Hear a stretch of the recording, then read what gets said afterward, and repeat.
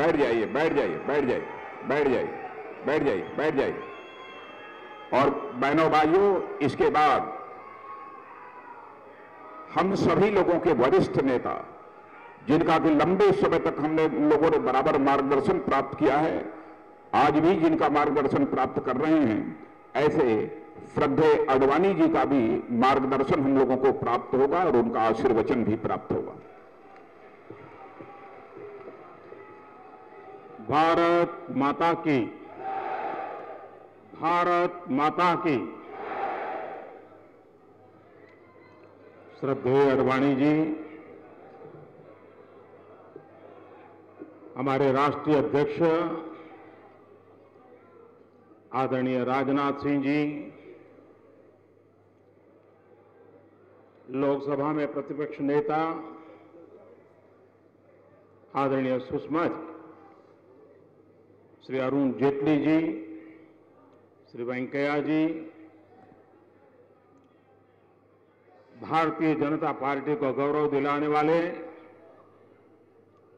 मुख्यमंत्री श्रीमान शिवराज जी, श्रीमान रमन सिंह जी, बहन वसुंधरा जी, मंच पर विराजमान पार्टी के सभी वरिष्ठ पदाधिकारी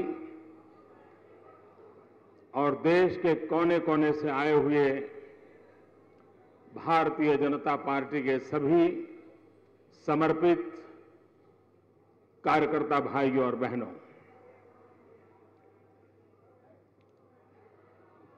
दो दिन से हम विस्तार से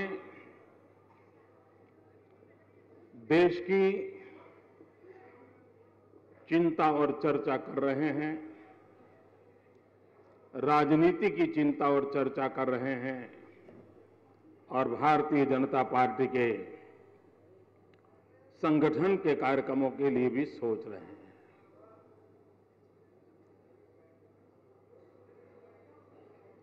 देश आजाद होने के बाद चुनाव बहुत आए हैं। प्रारंभ से जनसंघ के जमाने से, भारतीय जनता पार्टी के जमाने से हम सबको चुनाव के मैदान में कार्य करने का अनुभव है। लेकिन उन भूतकाल के सारे चुनावों को देखें तो 2014 के चुनाव हर प्रकार से भिन्न है।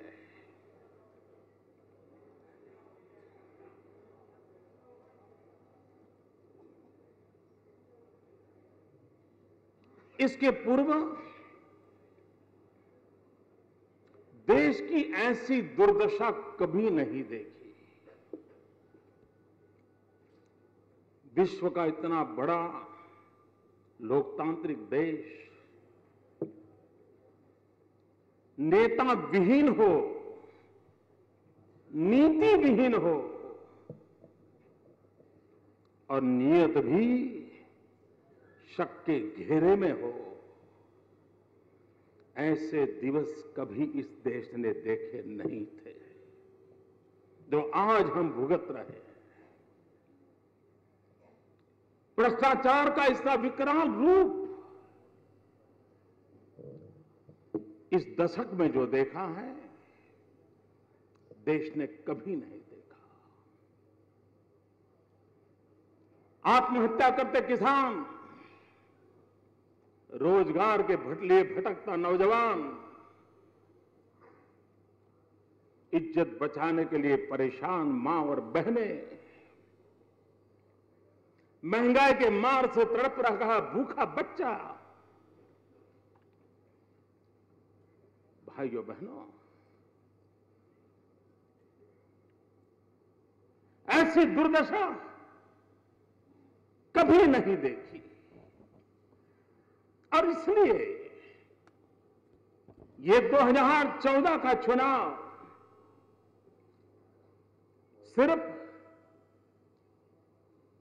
सत्ता परिवर्तन का चुनाव नहीं है। ये 2014 का चुनाव भारत के कोटि कोटि जनों के लिए एक आशा और अरमान का चुनाव है।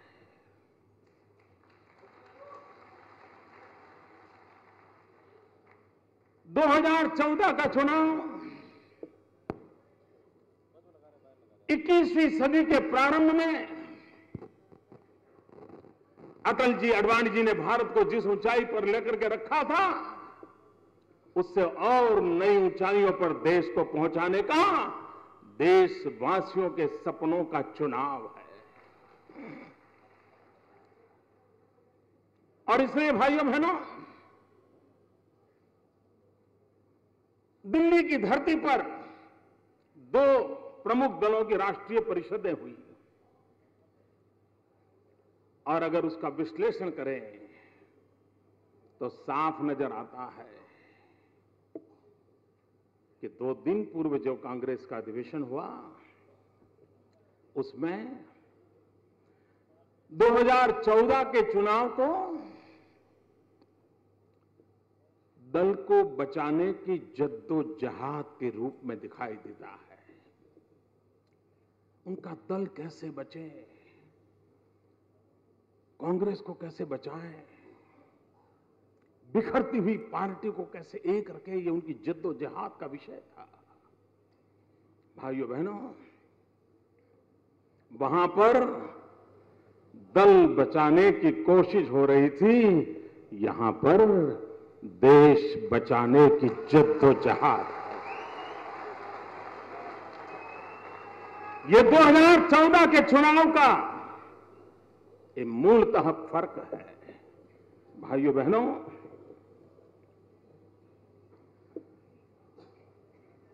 देश के कांग्रेस के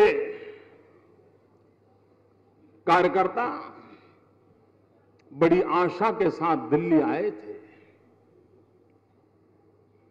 उनको बताया गया था कि 17 तारीख को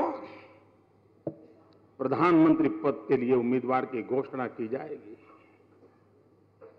बड़ी आशा और उमंग के साथ वो प्रधानमंत्री पद के उम्मीदवार की सौगात लेकर के जाने के लिए लालायित थे। और जैसा हमारे अरुण जेटली जी ने कहा कि देश भर के कांग्रेस कार्यकर्ता आए थे तो प्रधानमंत्री लेने के लिए, लेकिन वापस गए गैस के 3 बॉटल लेकर के। गैस के 3 सिलेंडर लेकर के वापस गए। भाइयों बहनों,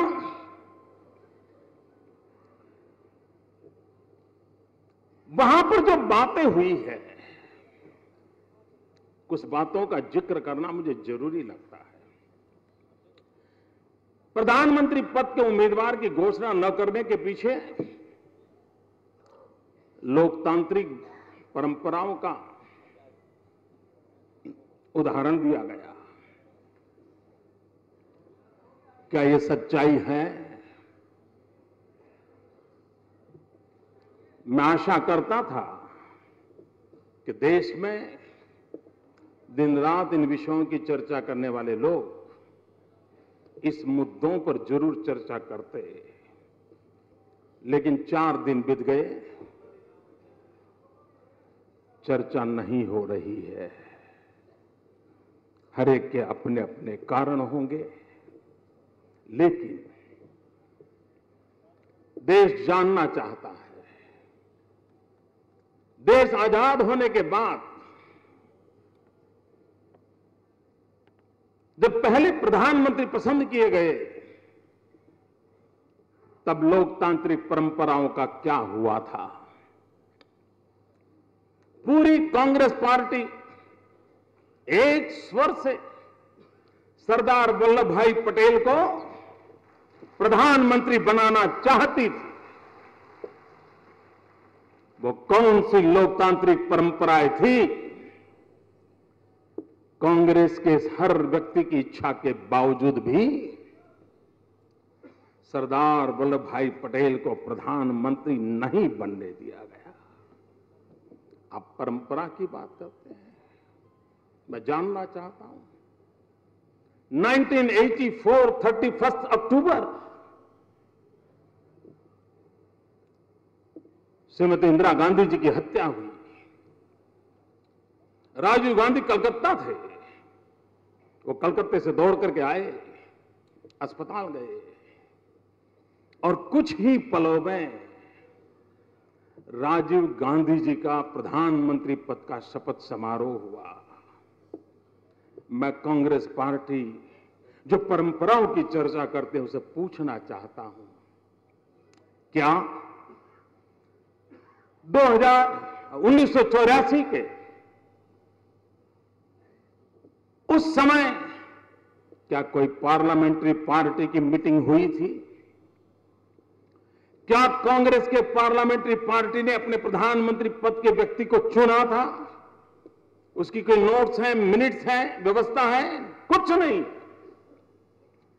दो चार लोग मिलकर के हड़बड़ी में तुरंत शपथ करवा दिया गया था।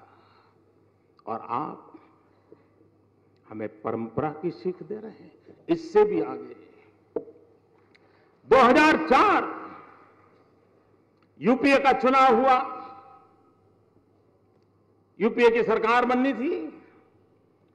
भाइयों बहनों, मैं दावे से कहता हूं यूपीए 1 में किसी पार्लियामेंट्री पार्टी ने डॉक्टर मनमोहन सिंह जी को प्रधानमंत्री पद के लिए चुना नहीं था, नेता के रूप में नहीं चुना था।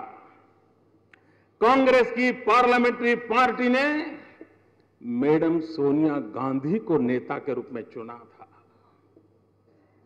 लेकिन बाद में मैडम सोनिया जी ने डॉक्टर मनमोहन सिंह जी को नॉमिनेट किया और उनका प्रधानमंत्री पद का शपथ दिलवाया गया था।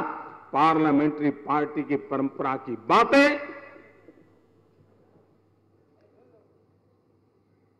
ऐसी बातें करके हम बच नहीं सकते। और बहन सुषमा जी ने कहा, राजनाथ जी ने कहा, वेंकैया जी ने कहा, कल अरुण जी ने कहा था,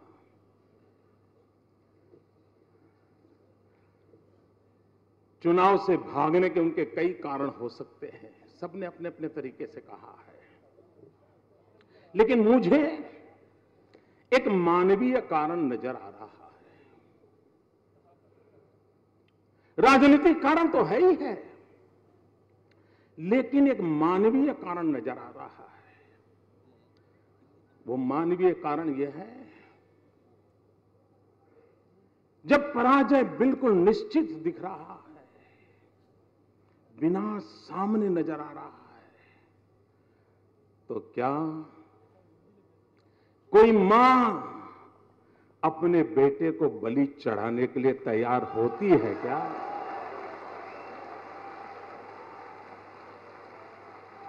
कौन मां अपने बेटे को बलि चढ़ाएगी राजनीति के राह पर? और इसलिए एक मां का मन आखिरकार यही निर्णय कर गया, नहीं, मेरे बेटे को बचाओ।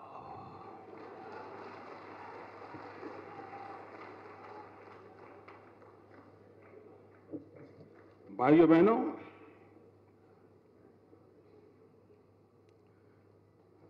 इन दिनों चाय वाले की बड़ी खातिरदारी हो रही है।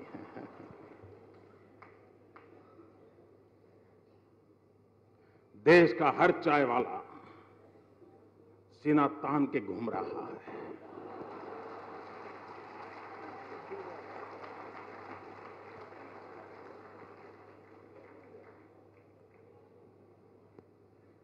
भाइयों बहनों, इनका चुनाव से भाग जाने का कारण दो और भी है। एक, जिस परंपरा में वो पले बढ़े हैं, जिस प्रकार से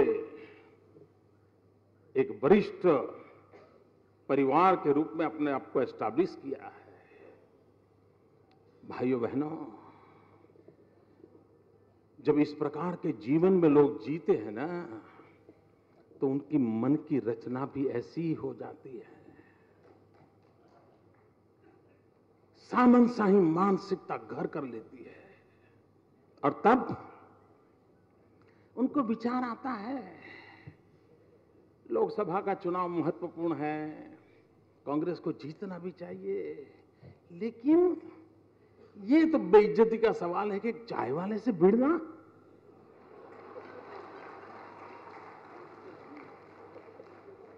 बड़ी शर्मिंदगी महसूस हो रही है, कोई बराबरी नहीं है।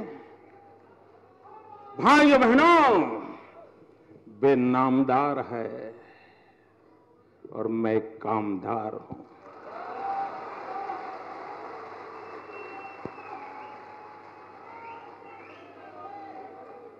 ऐसे बड़े नामदार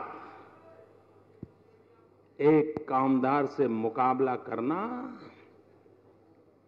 बुरा मानते हैं, अपना खुद का अपमान मानते हैं।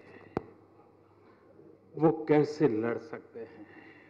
इतना ही नहीं भाइयों बहनों,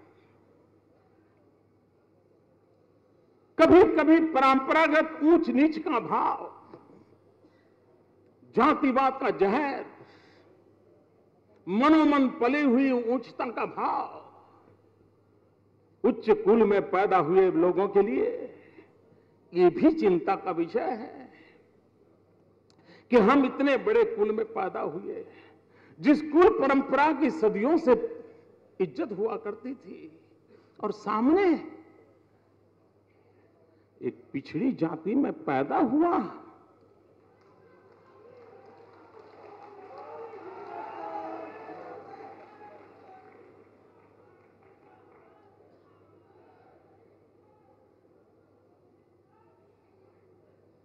एक ऐसा व्यक्ति जिसकी मां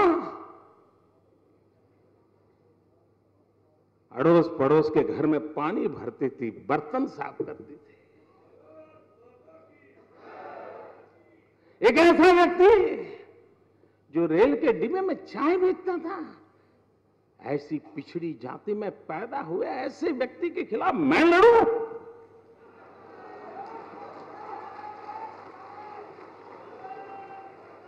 भाइयों बहनों, राजनीति की परिघे के बाहर भी ये भी सारे कारण हैं। और इसलिए भाइयों बहनों,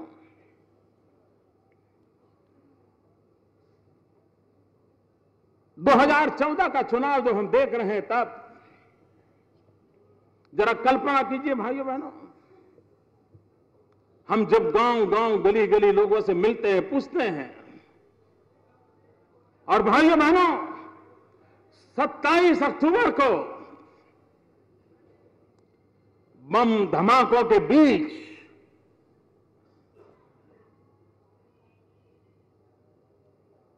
भारत मां की अपने रक्त से निर्दोष लोग पूजा अर्चना करते थे। भाइयों बहनों, उस समय जो जनसैलाब डटा हुआ था, वो दृश्य मुझे इस बात के संकेत करते हैं कि जब देश आजादी की लड़ाई लड़ता था,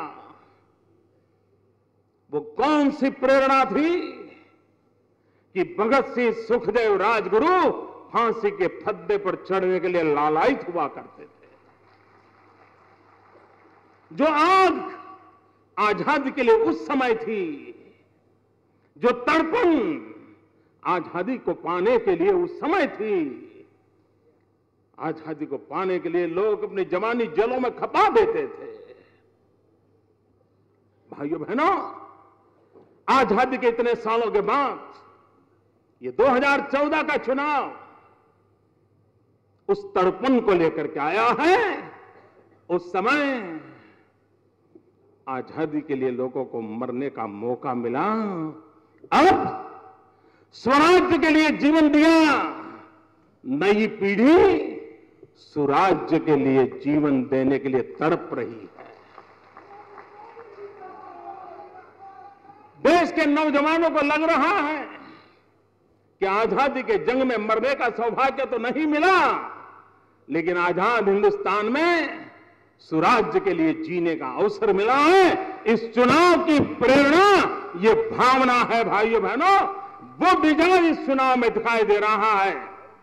और तभी तो जिनका भारतीय जनता पार्टी से कोसों दूर संबंध नहीं है, जिसका भारतीय जनता पार्टी के कार्यकर्ता के नाते कभी अवसर नहीं मिला है, जो राजनीति से भी अछूता है, ऐसे लाखों लोग आज भारतीय जनता पार्टी के कार्यालय पहुंचते हैं, मुझे चिट्ठियां लिखते हैं, फेसबुक लिखते हैं, ट्विटर पर मैसेज देते हैं, हमें काम दीजिए, हम कुछ करना चाहते हैं। ये ललक 2014 के चुनाव की, ये ललक आजादी के जंग की जो ललक थी, स्वराज्य के आंदोलन की जो भावना थी, स्वराज्य के आंदोलन की भावना 2014 के चुनाव में प्रकट हो रही है। भाइयों बहनों, देश की आजादी के 60 साल से भी अधिक समय बीत गया।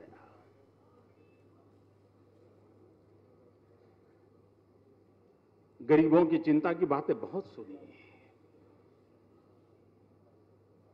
विकास की बातें बहुत सुनी। जरा पल भर के लिए भारत मां के मानचित्र को जरा हमारी नजर के समक्ष रखें भाइयों।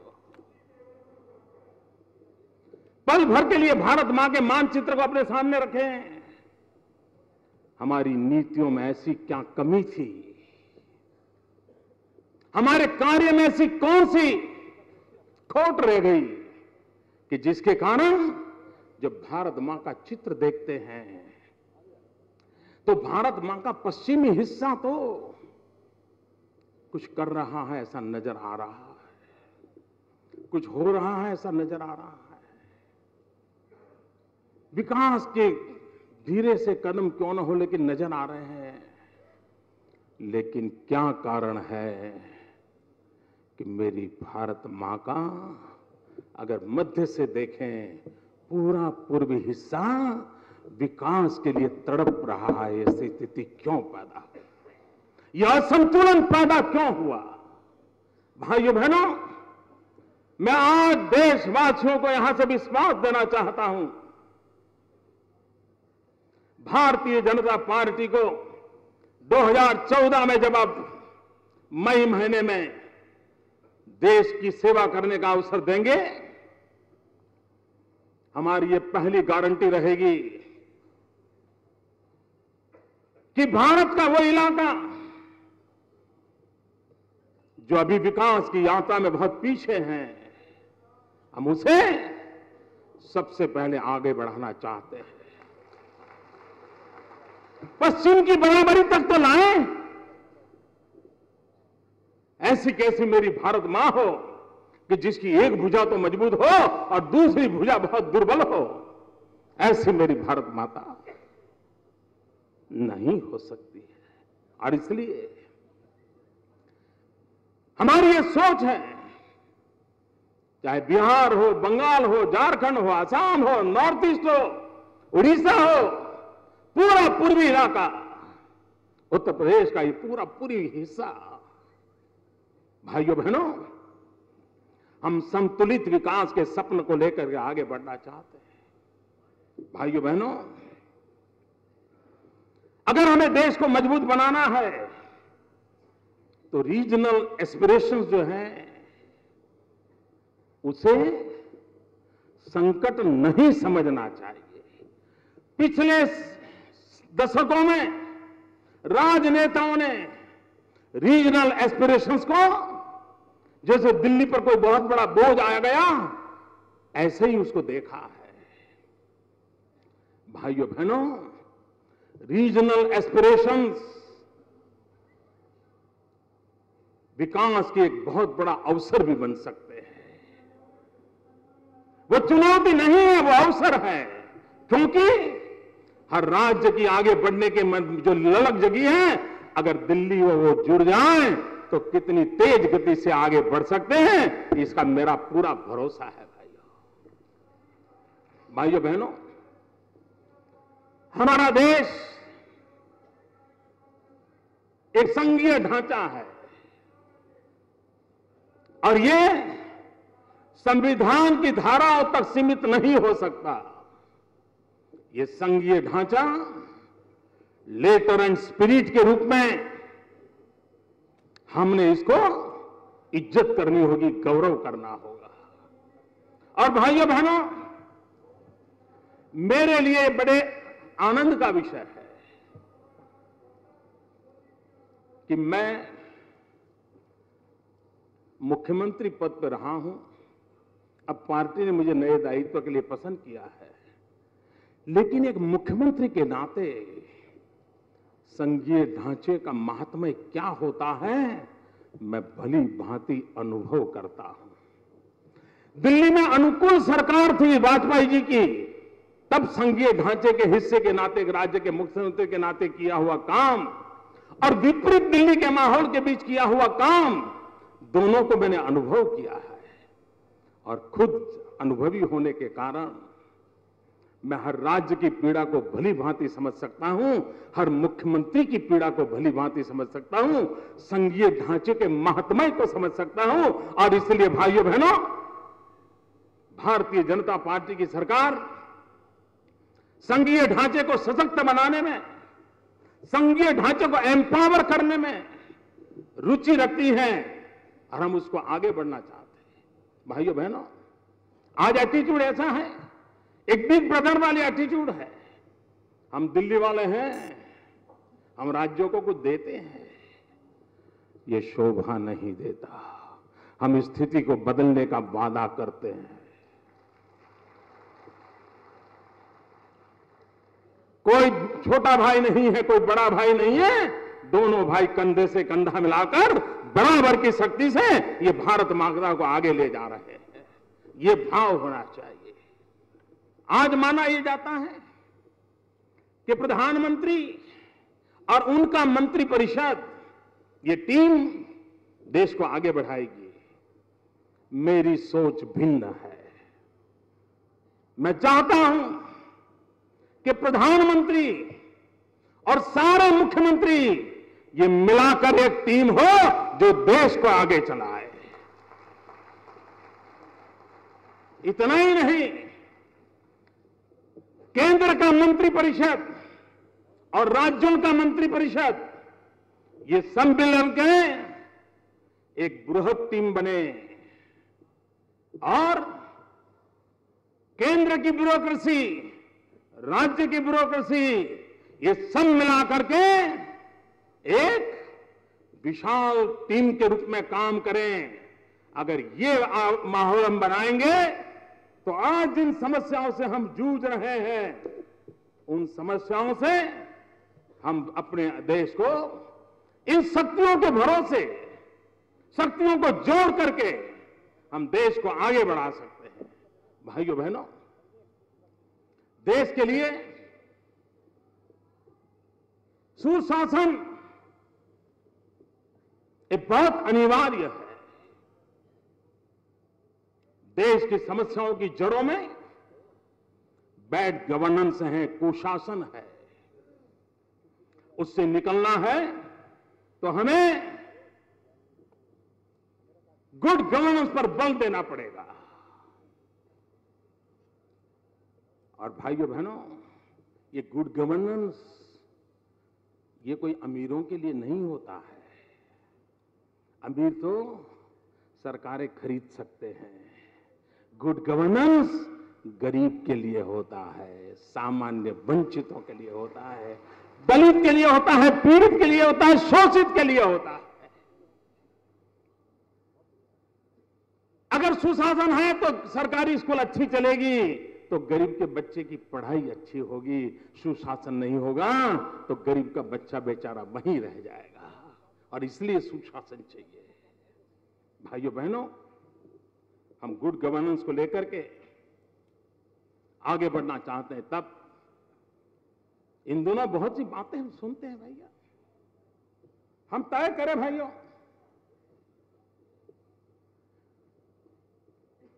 हम कई दिनों से कुछ बातें सुन रहे हैं। हमें तय करना है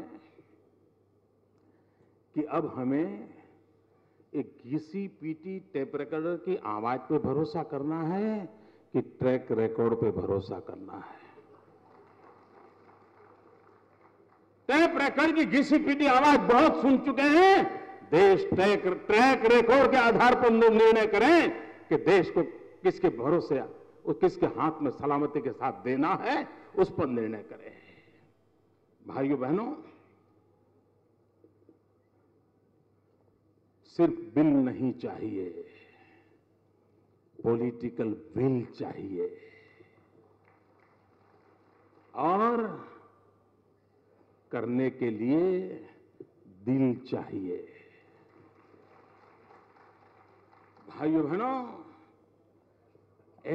एक्ट बहुत सुन चुके हैं। देश को एक्ट सुन लिया, अब देश को एक्शन चाहिए। भाइयों बहनों, चुनाव जीतने के लिए डोल, चुनाव जीतने के लिए डोल डोल डोल डोल, फिर भी सरकार डोल रही है।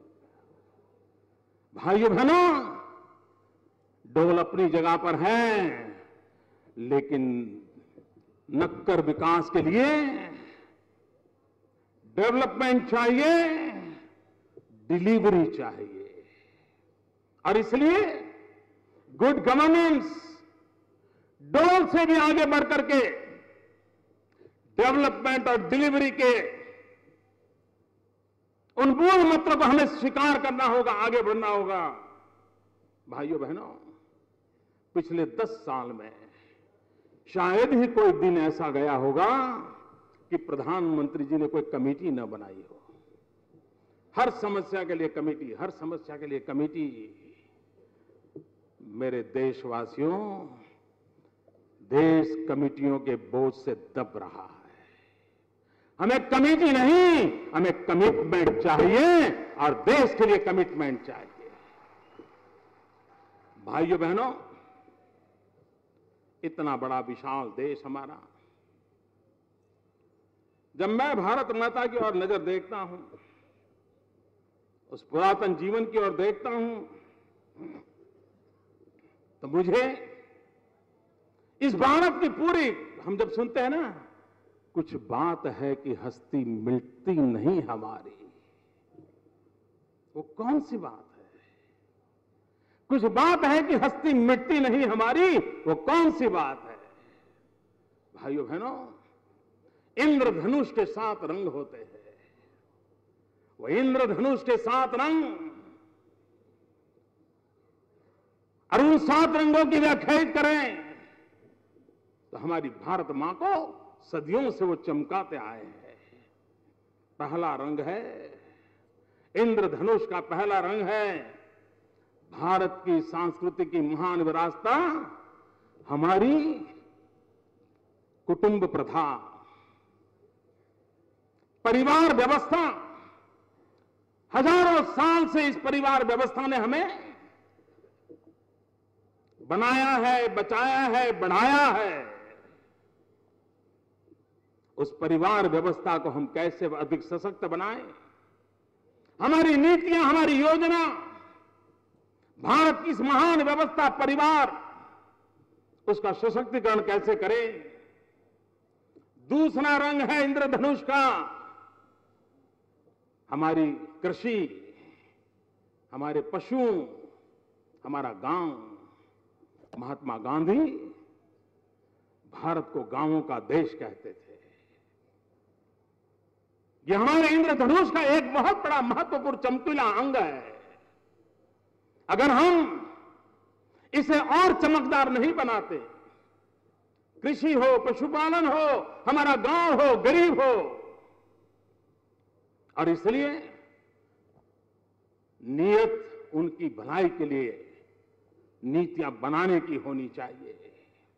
भाइयों बहनों, हम जिस बात के लिए गर्व कर सकते हैं, वो हमारी तीसरा रंग है इंद्रधनुष का, वो हमारी भारत की नारी, हमारी मातृशक्ति, त्याग और तपस्या की मूर्ति आज हमने वहां कहां लाकर के छोड़ा है।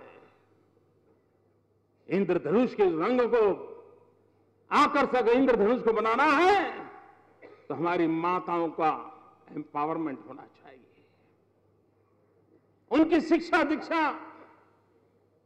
इस पर हमारा बल होना चाहिए। आर्थिक सामर्थ्य की वो धरोहर उसके पास हो, उस पर हमने बल देना चाहिए, उसकी सुरक्षा पर हमने ध्यान देना चाहिए। हमारे इस इंद्रधनुष का चौथा रंग है जल, जमीन, जंगल, जलवायु। यह हमारी विरासत है, हमारी अमानत है। अगर हमें भारत को आने वाली सदियों तक विकास की दौड़ में आगे रखना है तो हमारे इंद्रधनुष के इस चौथे रंग को भी उसकी परवरिश करनी होगी, उसको सुरक्षित करना होगा, उसको आधुनिक टेक्नोलॉजी के साथ और अधिक बलवत्तर बनाना पड़ेगा। भाइयों बहनों, इसका पांचवा रंग है जो आज सबसे महत्वपूर्ण है, वो है हमारा युवा धन, हमारी युवा शक्ति। हम कितने भाग्यवान हैं कि आज हिंदुस्तान दुनिया का सबसे नौजवान देश है। 65% जनसंख्या 35 से कम आयु की है। 65% जनसंख्या 65 से कम आयु की है, 35 से कम आयु की है। भाइयों बहनों, जिस देश के पास इतना बड़ा डेमोग्राफिक डिविडेंड हो, इतनी हमारे पास नौजवानों की शक्ति हो, हम दुनिया को क्या कुछ नहीं दे सकते हैं। पूरे विश्व को वर्कफोर्स के लिए आने वाले दिनों में गंभीर संकट आने वाला है। अगर आज हमने तैयारियां कर ली होती तो दुनिया के वर्कफोर्स के लिए हमारा भारत का नौजवान न सिर्फ भारत का निर्माण करता, पूरे विश्व का निर्माण करने की ताकत रखता था। उसकी हमें चिंता करनी। भाइयों बहनों, हमारे देश का युवा कुछ बातें बड़ी चिंता फैला रही है। आधुनिकता के नाम पर पश्चिमी रंग के प्रभाव के कारण इंद्रधनुष का यह रंग कहीं फीका तो नहीं पड़ रहा है। जब ये खबरें आती हैं ड्रग्स, नारकोटिक्स कुछ इलाकों में हमारी युवा पीढ़ी को तबाह कर रहा है।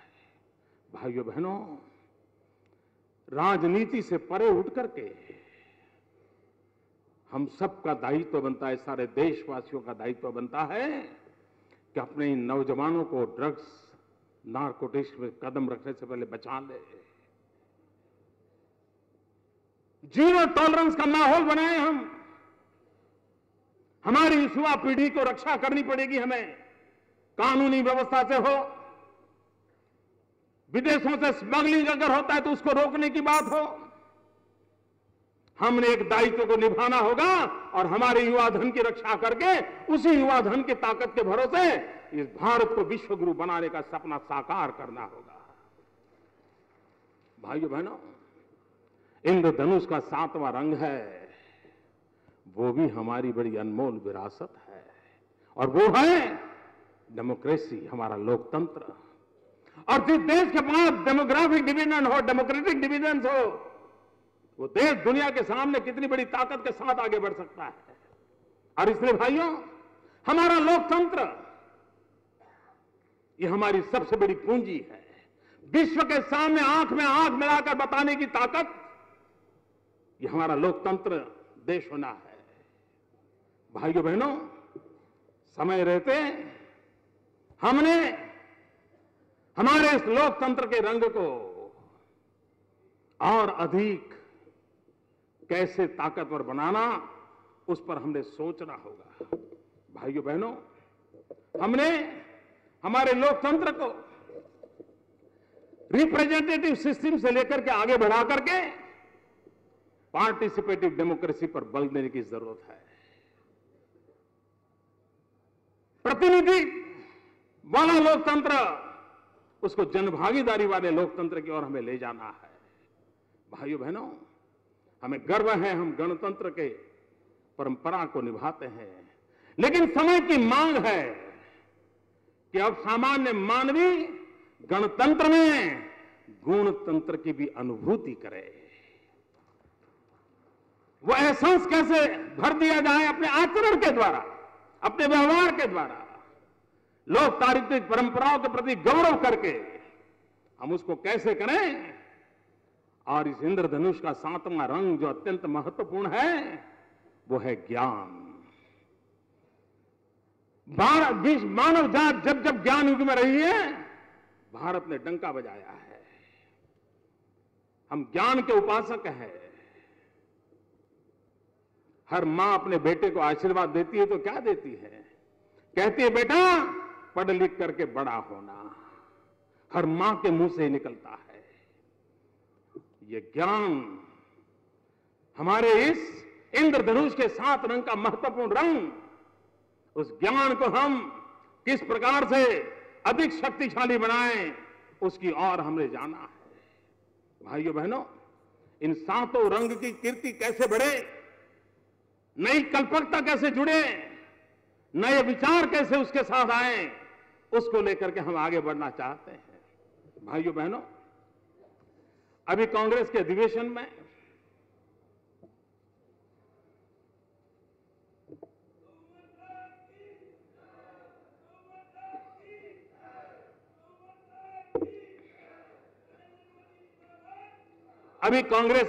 में कहा गया कि कांग्रेस पार्टी एक सोच है। हम भी मानते हैं, बिना सोच के न कोई दल हो सकता है, न कोई आंदोलन हो सकता है। लेकिन कठिनाई यह है कि आज कांग्रेस के पास सोच है कि नहीं है, कैसी सोच है, कौन सी सोच है, वो तो एक बात है, लेकिन देश इतना जरूर जानता है कि कांग्रेस पार्टी सोच में पड़ी हुई है। लेकिन भाइयों बहनों, आज मैं आपके सामने कहना चाहता हूं, इस सोच को समझने की आवश्यकता है। मैं कहना चाहता हूं, आपकी सोच क्या है, हमारी सोच क्या है। और देशवासी आज मुझे दूरदर्शन टीवी के माध्यम से देख रहे हैं, मैं उनसे भी अनुरोध करता हूं, मेरे भारत के भाइयों बहनों, कि आप मेरे इन शब्दों पर गौर कीजिए। उनकी सोच है, भारत मधुमक्खी का छाता है। ये कहा था उन्होंने, हनी भी है। उनकी सोच है, भारत मधुमक्खी का छाता है। हमारी सोच है, भारत हमारी माता है।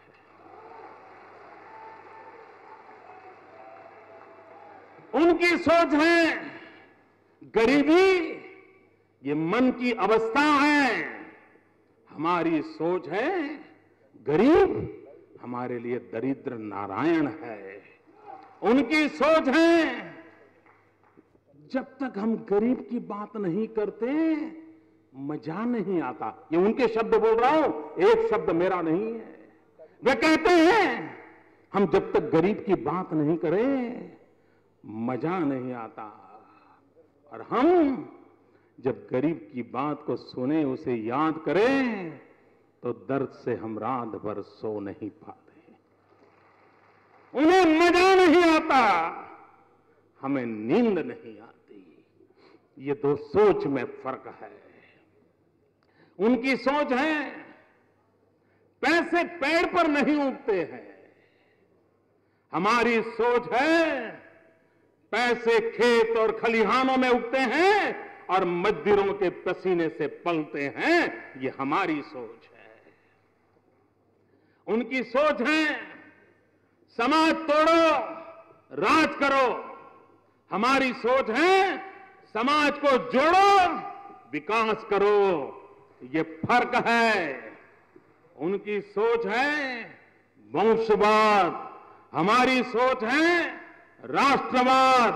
उनकी सोच है राजनीति सब कुछ है, हमारी सोच है राष्ट्र नीति सब कुछ है। उनकी सोच है सत्ता कैसे बचाएं, हमारी सोच है देश कैसे बचाएं। अभी अभी उन्होंने कहा कि चुनाव में उसको टिकट दी जाएगी जिनके दिल में कांग्रेस है। उनकी सोच है देश वो चलाएंगे जिनके दिल में कांग्रेस है। हमारी सोच है टिकट उनको मिलेगी जिनके दिल में भारत माता है। ये सोच में फर्क है। और इसलिए भाइयों बहनों, जब 2000 चुनाव का वक्त हमारे सामने है, हम चुनाव के मैदान में खड़े हैं, तब मैं देशवासियों से कहना चाहता हूं कि पिछले 60 साल आपने शासकों को चुना है। 60 साल आपने शासक पसंद किए हैं। 60 साल आपने शासकों को बागडोर दी है। मैं आज भारतीय जनता पार्टी के इस पवित्र मंच से मेरे देशवासियों से प्रार्थना करता हूं, आपने 60 साल शासकों को दिए, 60 महीने एक सेवक को देके देखो। 60 महीने एक सेवक को देके देखो।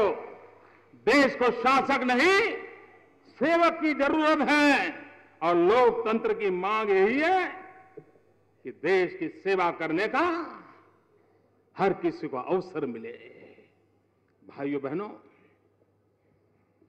आज जब हम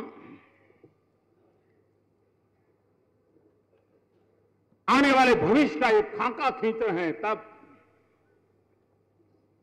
देश के सामने महंगाई एक सबसे बड़ी समस्या है। गरीब के घर में चूल्हा नहीं जलता है। मां, बच्चे रात रात रोते हैं, आंसू पी के सोते हैं। क्या भाइयों बहनों, क्या महंगाई को रोका नहीं जा सकता है? क्या कोई उपाय नहीं है? भाइयों बहनों, आज देश की स्थिति क्या है? हमारे पास कोई रियल टाइम डाटा ही नहीं होता है। खेती की सीजन आई, कितनी फसल कहां कितनी बोई जा रही है, कोई रियल टाइम डाटा नहीं। कौन सा अन्न, कौन सी चीज कितनी पैदावार हुई, रियल टाइम डाटा नहीं है। हमारी पहली प्राथमिकता रहेगी कि देश के कृषक जो खेती के क्षेत्र में काम करते हैं, हम एक रियल टाइम डाटा का टेक्नोलॉजी के द्वारा एक मैकेनिज्म विकसित करेंगे और देश को समय रहते पता चलेगा कि इस बार ये फसल इतनी बोई गई है, और फसल होने पर पता चलेगा कि इस वर्ष इतनी फसल पैदावार हुई है, इतनी हमारी आवश्यकता है। आवश्यकता का भी रियल टाइम डाटा होना चाहिए और हर भूभाग का होना चाहिए, और हम उसके आधार पर तय कर सकते हैं कि अगर देश की इतनी आवश्यकता है, इतनी फसल है, तो समय रहते क्या इंपोर्ट करना, क्या एक्सपोर्ट करना, उसका फैसला कर सकते हैं। आज क्या हो रहा है, एक तरफ देश में जरूरत हो, उसी को दूसरे रास्ते से महंगाई का मार झेलना न पड़े, किसानों का एक्सप्लॉयटेशन न हो, और इसलिए एक प्राइस स्टेबलाइजेशन फंड की रचना होनी चाहिए। देश में स्पेशल अदालतें बनाई जाए और समय सीमा के अंदर ये ब्लैक मार्केटियर्स को सजा दे करके हिंदुस्तान के अंदर इस प्रकार की प्रवृत्ति को रोका जाए। अगर हम इस प्रकार के एक के बाद एक कदम उठाएं, भाइयों बहनों, अगर अटल जी की सरकार महंगाई रोक सकती है, अगर मोरारजी भाई देसाई की सरकार महंगाई रोक सकती है, तो 2014 में भाजपा की सरकार भी महंगाई रोक सकती है। ये मैं आपको विश्वास दिलाता हूं। भाइयों बहनों, बेरोजगारी, जिस देश के पास इतना बड़ा युवा धन हो लेकिन रोजगार के लिए तड़पता हो, इसके लिए भाइयों बहनों हमें सेंटर फॉर एक्सीलेंस उसको बल देने की आवश्यकता है। हमने स्किल डेवलपमेंट पर बल देने की आवश्यकता है, और स्किल डेवलपमेंट भी नीड बेस्ड कैसे किया जाए। अगर यहां केमिकल की फैक्ट्री लग रही है तो उस केमिकल की फैक्ट्री में काम आने वाला स्किल डेवलपमेंट कैसे हो। यहां पर ऑटोमोबाइल इंडस्ट्री लग रही है तो ऑटोमोबाइल इंडस्ट्री लगने से पहले उसके अनुकूल स्किल डेवलपमेंट वाले नौजवान कैसे तैयार हो। अगर इसको हम ढंग से करें भाइयों बहनों, हम बेरोजगारी के खिलाफ लड़ाई अच्छी तरह लड़ सकते हैं। भाइयों बहनों, हमारे पास ह्यूमन रिसोर्स का कोई प्लानिंग नहीं है। आज अगर देश में पूछा जाए कि बताइए 2020 में विज्ञान के कितने टीचरों की जरूरत पड़ेगी, देश नहीं बता पा रहा है। 2020 में कितनी नर्सिस की जरूरत पड़ेगी, देश बता नहीं पा रहा है। अगर हम ह्यूमन पावर स्ट्रेंथ का अभी से अगर हम प्लानिंग करें और उसको कब और उसके अनुसार हम डेवलपमेंट करें तो जैसे ही वो व्यक्ति तैयार होगा उसको जरूरत के अनुसार से रोजगार मिल जाएगा। भाइयों बहनों, हिंदुस्तान का युवा धन ये हिंदुस्तान की शक्ति है, उसके हाथ में हुनर देना चाहिए, कार्य का अवसर देना चाहिए। भारत के ग्रोथ को आगे बढ़ाने के लिए इससे बड़ी कोई पूंजी हमारे पास हो सकती नहीं है, हम उसको आगे बढ़ाना चाहते हैं। भाइयों बहनों, आदरणीय अडवाणी जी ने ब्लैक मनी के खिलाफ एक बहुत बड़ा जंग छेड़ा है। हम भारतीय जनता पार्टी के एक एक कार्यकर्ता का कमिटमेंट है कि अडवाणी जी ने जो सपना संजोया है इसे हम पूरा करके रखेंगे। जो भी कानूनी व्यवस्था करनी पड़ेगी कानूनी व्यवस्था की जाएगी। उसके विषय के ज्ञाताओं का टास्क फोर्स बनाना होगा तो टास्क फोर्स बनाया जाएगा। लेकिन दुनिया के देशों में हिंदुस्तान से लूटा गया जो सामान, पैसे, रुपये रखे गए हैं, एक एक पाई लाई जाएगी और गरीब की भलाई के लिए काम लगाई जाएगी। भाइयों बहनों, आज ग्लोबलाइजेशन का जमाना है और ग्लोबलाइजेशन के जमाने में हम अकेले एक देश के नाते काम नहीं कर सकते। हमें विश्व की स्पर्धा में अपने आप को टिकाना होगा, आगे बढ़ाना होगा। अगर विश्व के सामने हमने टिकाना है, बढ़ाना है, तो जैसे गुड गवर्नेंस का महत्व है वैसा ही ह्यूमन रिसोर्स का महत्व है और वैसा ही इंफ्रास्ट्रक्चर का महत्व है। भाइयों बहनों, अब भारत को देर नहीं करनी चाहिए, नेक्स्ट जनरेशन इंफ्रास्ट्रक्चर पर बल देना होगा। रोड हो, रास्ते हो, रेल हो, लेकिन आने वाले दिनों में वाटर ग्रिड कैसे हो, नदियों को जोड़ने का काम कैसे हो, एग्रो इंफ्रास्ट्रक्चर को बल कैसे दिया जाए, गैस ग्रिड कैसे हो। अगर गैस ग्रिड हो तो सिलेंडर के झगड़े बंद हो जाएंगे। ऑप्टिकल फाइबर नेटवर्क क्यों ना हो, पूरा देश ऑप्टिकल फाइबर नेटवर्क के नेक्स्ट जनरेशन इंफ्रास्ट्रक्चर के रूप में क्यों न किया जाए। हिंदुस्तान का इतना बड़ा विशाल समुद्री तट है, वहां पर एक नई इंफ्रास्ट्रक्चर की विधा खड़ी करके विश्व व्यापार में हम अपनी जगह क्यों न बना सके। भाइयों बहनों, हमारे पास इतनी बड़ी रेलवे है। दुर्भाग्य है मित्रों, देश में रेलवे की तरफ ध्यान नहीं दिया गया है। यही रेल, आप देखिए जापान में जो बदलाव आया, क्यों आया। जापान ने बुलेट ट्रेन का कंसेप्ट लाया और पूरे देश को खड़ा कर दिया। चाइना ने भी उसको फॉलो किया। हमारे पास इतना बड़ी लंबी रेल लाइन है लेकिन उसकी आधुनिकता पर नहीं सोचा जा रहा है।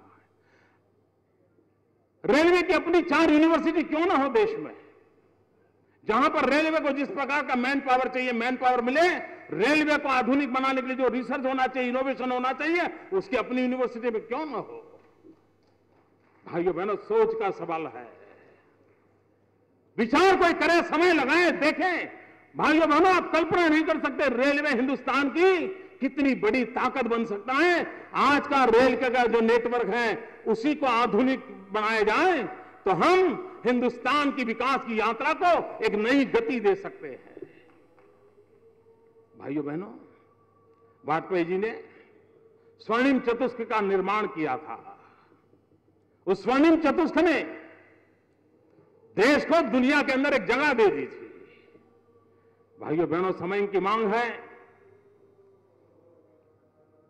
8-9 साल के बाद भारत की आजादी के 75 वर्ष होंगे, डायमंड जुबिली का समय आएगा। क्या समय की मांग नहीं है कि हम अटल जी के उस सोच को और एक नया रंग रूप देकर के बुलेट ट्रेन का डायमंड चतुष्क तैयार करें, और जब देश 75 साल गोल्डन जुबिली डायमंड जुबिली मनाता हो, तब देश को बुलेट ट्रेन से कम 4 दिशाओं में जाने का काम हम खड़ा कर दें। आप देखिए, दुनिया नए सिरे से हिंदुस्तान को देखने लगेगी। भाइयों बहनों, आज विश्व के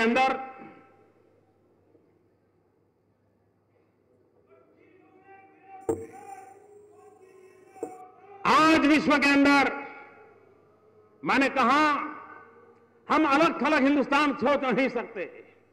हमारे साथ, हमारे देश में गुनहगार कौन है कौन नहीं, इसकी मैं चर्चा नहीं कर रहा हूं, लेकिन एक समाज के नाते, एक सभ्य समाज के नाते, एक सुशिक्षित संस्कारित समाज के नाते आज हमारी माताओं बहनों के साथ जो हो रहा है, दुनिया में हम मुंह दिखाने लायक नहीं है।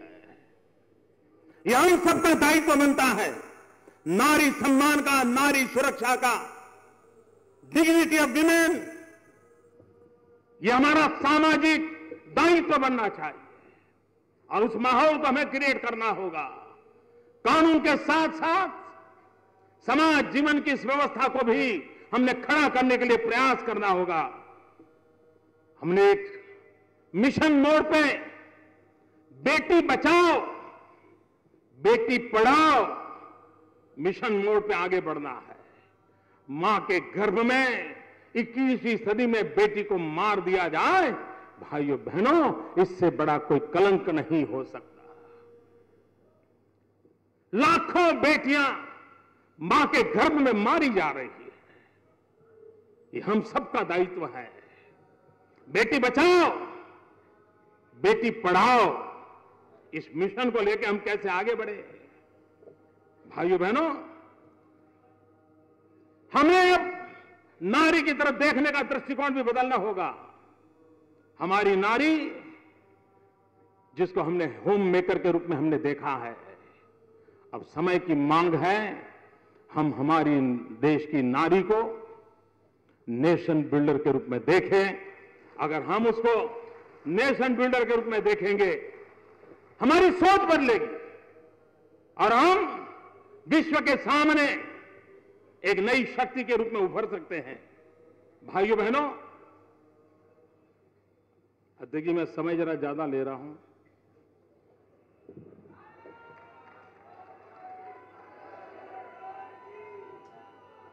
भूख लगी होगी ना?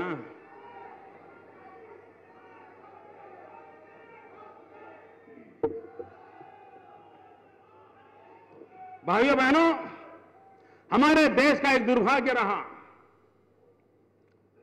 कि जिस समय हमने अर्बनाइजेशन को एक अपॉर्चुनिटी मानना चाहिए था, हमने अर्बनाइजेशन को चैलेंज मान लिया, एक संकट मान लिया, और हमारी सारी मुसीबतों का कारण ये गलत थिंकिंग रहा है।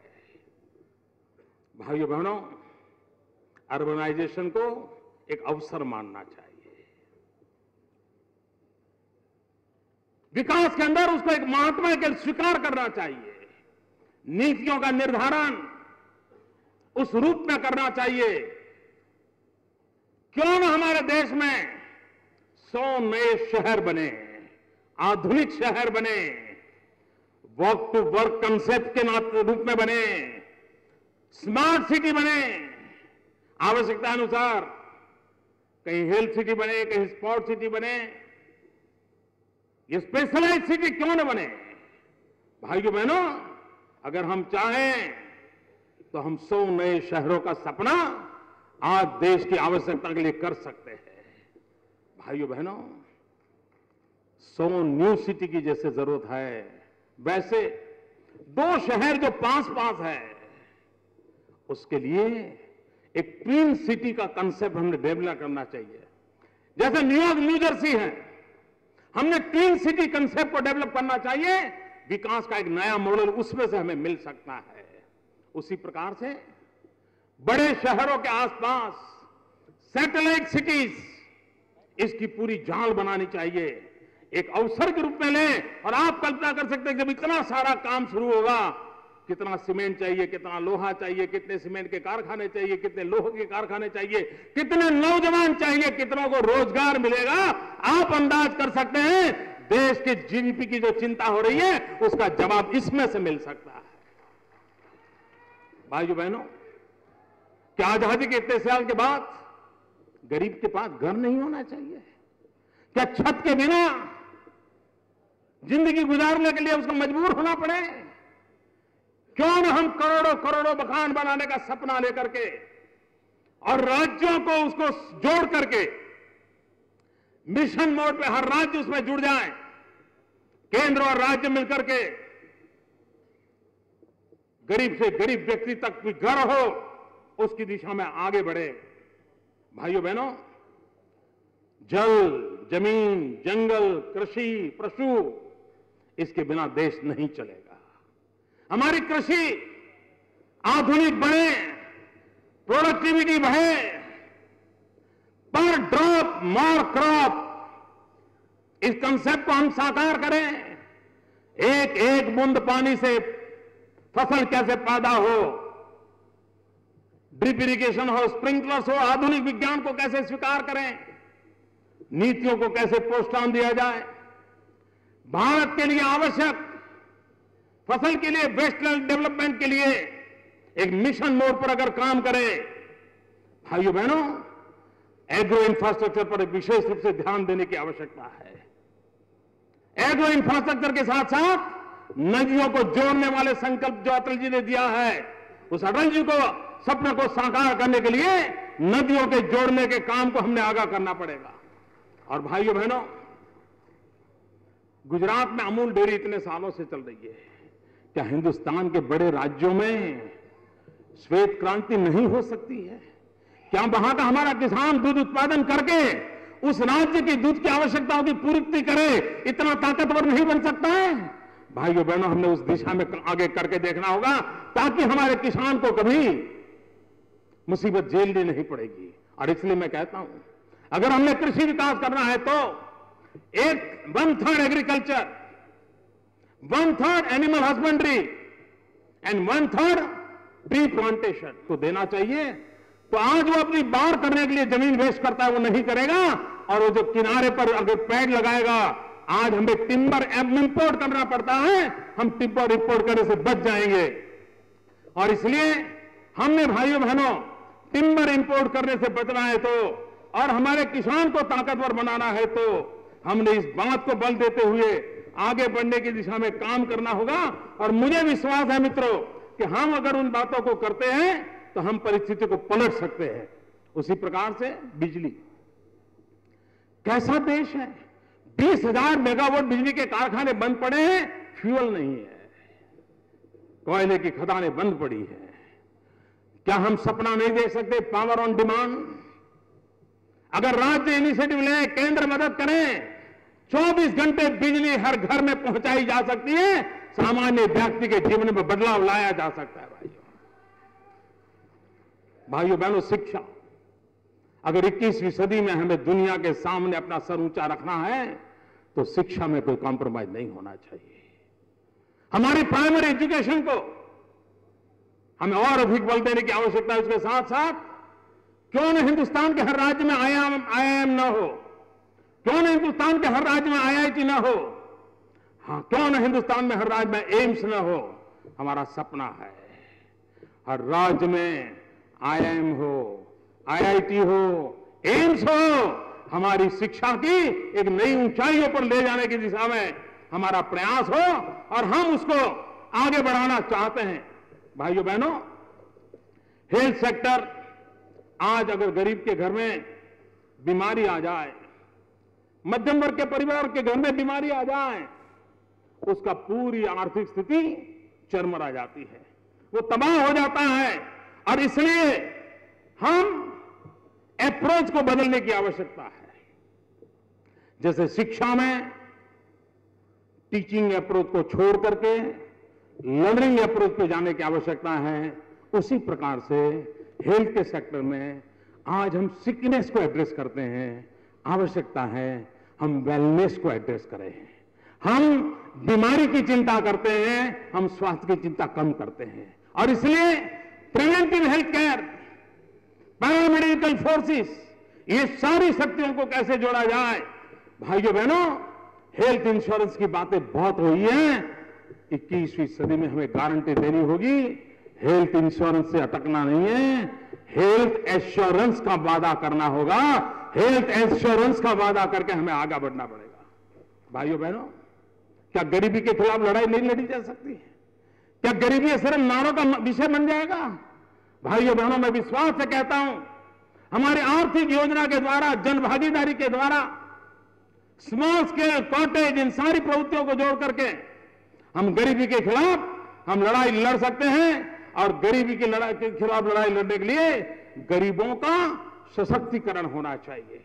एम्पावरमेंट ऑफ पुअर, उसको भी गरीबी से बाहर आना है, हमने उसको अवसर देना चाहिए। और जहां जहां हमने अवसर दिया है, हमें परिणाम मिले हैं, उसको हमें आगे बढ़ाना है। भाइयों बहनों, इसके उपरांत एक और महत्वपूर्ण बात है। मैंने कहा कि दुनिया के सामने जब ताकत से खड़ा रहना है,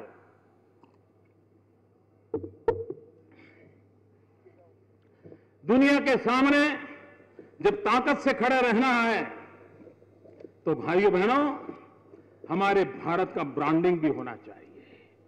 हम जानते हैं, बहुत साल पहले हम लोग कोई भी चीज खरीदते थे तो ये लिखा होगा मेड इन जापान, तो हम तुरंत उस चीज को हाथ लगा देते थे। भाइयों बहनों, क्या यह समय की आवश्यकता नहीं है कि हम भी ब्रांड इंडिया की ओर बल दें?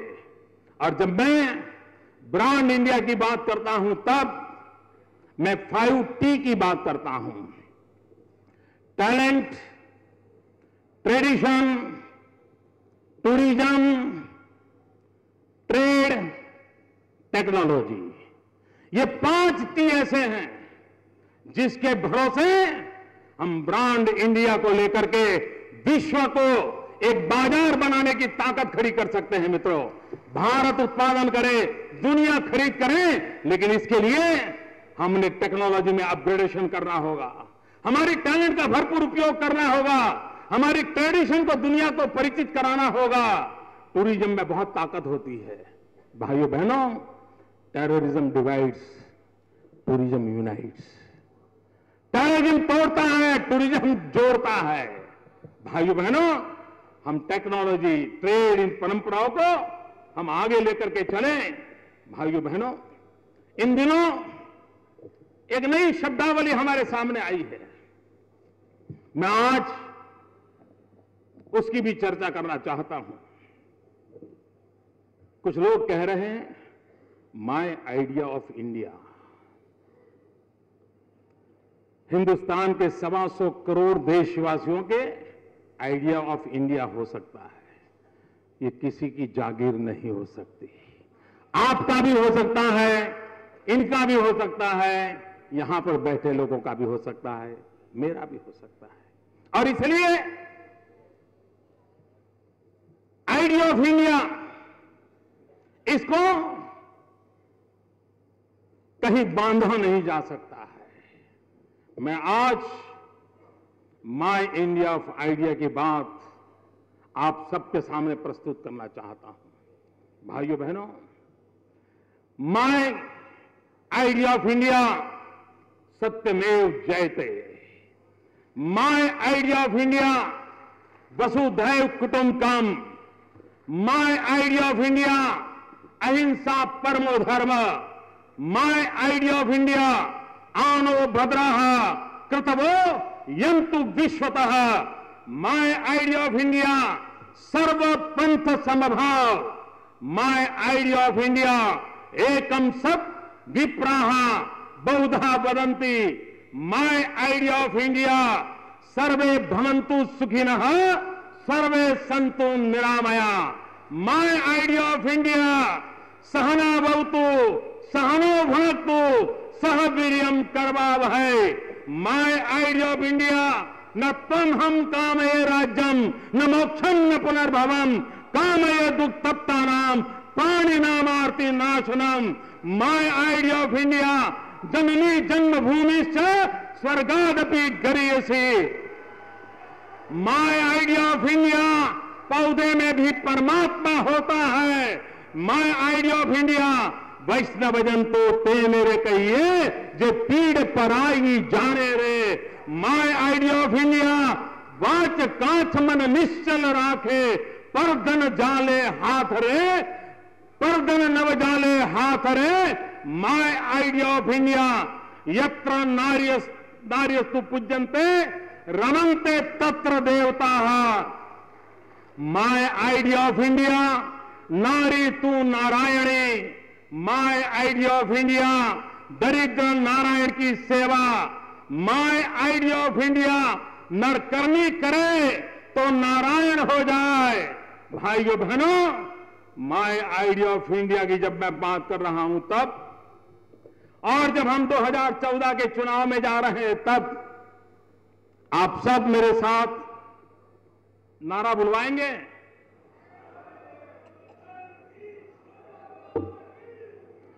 दो मुट्ठी बंद करके पूरी ताकत से बोलेंगे।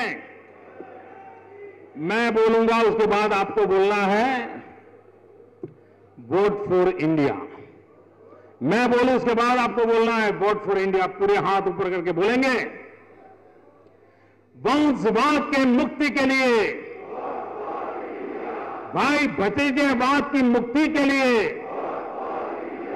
भ्रष्टाचार से मुक्ति के लिए, महंगाई से मुक्ति के लिए, कुशासन से मुक्ति के लिए, देश की रक्षा के लिए, जन जन की सुरक्षा के लिए, रहने को घर के लिए, खाने को अन्न के लिए, बीमार की दवाई के लिए, दरिद्र नारायण की भलाई के लिए, शिक्षा में सुधार के लिए, युवाओं को रोजगार के लिए, नारी के सम्मान के लिए, किसानों के कल्याण के लिए, स्वावलंबी भारत के लिए, शक्तिशाली भारत के लिए, समृद्धिशाली भारत के लिए, प्रगतिशील भारत के लिए, भारत की एकता के लिए,